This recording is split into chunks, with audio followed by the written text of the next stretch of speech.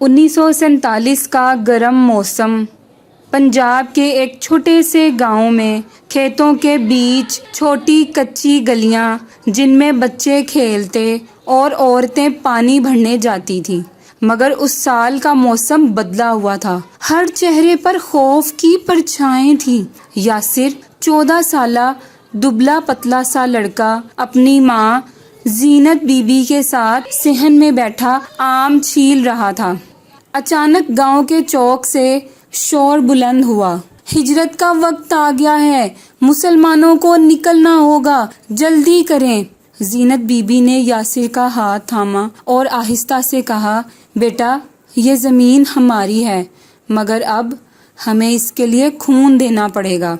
رات کے اندھیرے میں چند مرد، عورتیں اور بچے ایک بیل گاڑی پر سوار ہو کر نکلنے لگے۔ آسمان پر چاند مدھم سا تھا اور ہر طرف کتے بھونک رہے تھے۔ یاسر نے گھر کی دیوار کو آخری بار چھوا، جیسے وہ اپنے بچپن کو الوداع کہہ رہا ہو۔ زینت بی بی کی آنکھیں بھیگ گئیں، مگر وہ بیٹے کو مضبوط رہنے کا درس دیتی رہی۔ اسی وقت ایک بزرگ کی آواز گونجی، قومیں قربانی سے بنتی ہیں، کمزوری سے نہیں۔ قائد اعظم محمد علی جناح نے کہا تھا۔ قافلہ ابھی گاؤں سے 2 کوس دور پہنچا ہی تھا کہ پیچھے سے شور بلند ہوا۔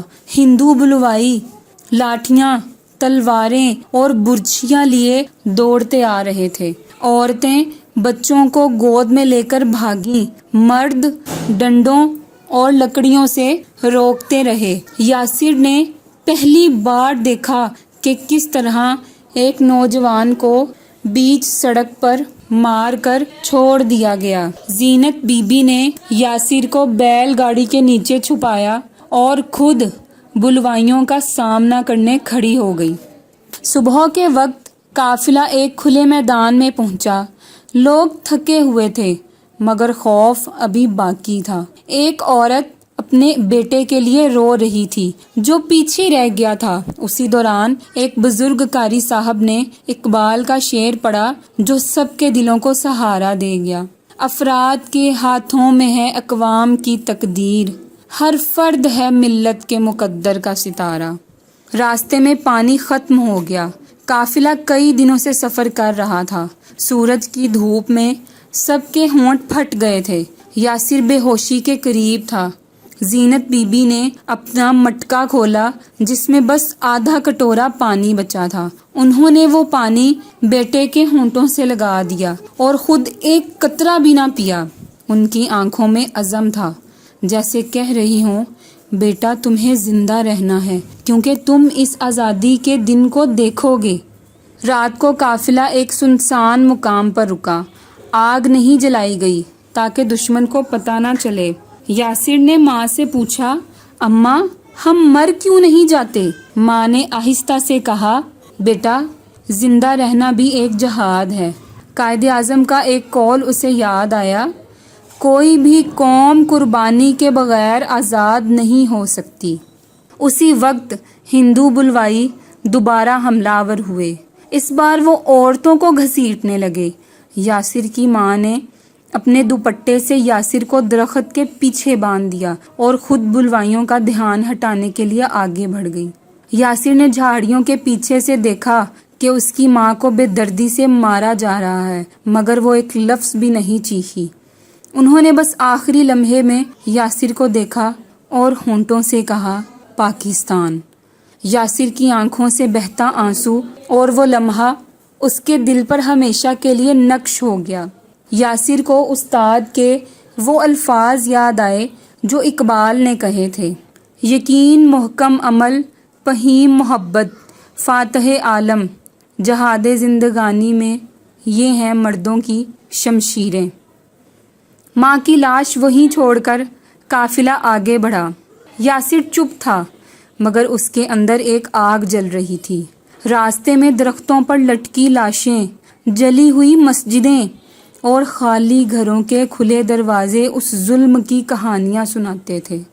راستے میں ایک گاؤں آیا جہاں ہندوؤں نے مسجد کو استبل بنا دیا تھا۔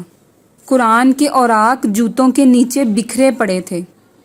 کچھ عورتیں جنہیں اغوا کر کے لایا گیا تھا قید میں تھیں۔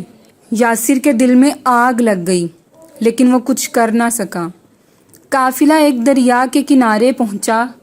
پل ٹوٹا ہوا تھا، دشمن پیچھے تھا۔ کئی لوگ تیر کر پار چلے گئے لیکن بہت سے ڈوب گئے۔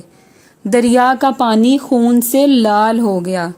قافلے میں ایک بوڑھا مجاہد یاسر کے پاس آیا اور کہا، بیٹا ماں باپ کی قربانی رائے گاہ نہیں جانے دینا۔ قائد اعظم نے کہا تھا، اتحاد، ایمان اور قربانی یہی ہماری طاقت ہے۔ آخر کار یاسر اٹاری کی سرحد پر پہنچا۔ سامنے پاکستان کے فوجی کھڑے تھے۔ اس نے پرچم سینے سے لگا کر کہا، میں پاکستان پہنچ گیا، اماں میں پہنچ گیا، اماں میں پاکستان پہنچ گیا۔ شہر میں ہر طرف نئے مہاجرین کے کیمپ لگے تھے۔ کیمپ میں پہلی بار اذان کی آواز گونجی۔ یاسر کو لگا جیسے اس کی ماں کی قربانی کا پھول کھل گیا ہو۔ آنسو اس کے گالوں پر بہہ گئے۔ سال گزر گئے۔ یاسر لاہور میں استاد بن گیا۔ 14 اگست کی صبح اسکول میں پرچم کشائی کی تقریب ہوئی۔ وہ بچوں کو بتاتا، قائد اعظم نے کہا تھا، یقین، اتحاد اور قربانی سے ہم ہر منزل پر پہنچ سکتے ہیں۔ اسکول کے صحن میں وہی پرچم لہرایا گیا جو اس کی ماں نے دیا تھا۔ پھر یاسر نے اقبال کا شعر پڑھا، خودی کو کر بلند اتنا کہ ہر تقدیر سے پہلے خدا بندے سے خود پوچھے، بتا تیری رضا کیا ہے۔